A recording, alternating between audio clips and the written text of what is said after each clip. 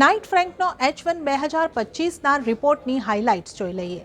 Residential સેગમેન્ટની વાત કરીએ તો ઓવરઓલ ઘરોના વેચાણમાં સ્ટેડી ગ્રોથ નોંધાયો છે.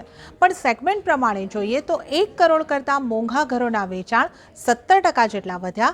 2 થી 5 કરોડના ઘરોના વેચાણમાં 29%નો વધારો થયો અને 50 લાખથી ઓછી કિંમતના અફોર્ડેબલ ઘરોના વેચાણમાં 18%નો ઘટાડો નોંધાયો છે. H1 2025માં વેચાયેલા કુલ ઘરોમાંથી 49% ઘરો 1 કરોડથી મોંઘા હતા. 51% ઘરોની કિંમત 1 કરોડ સુધીની હતી.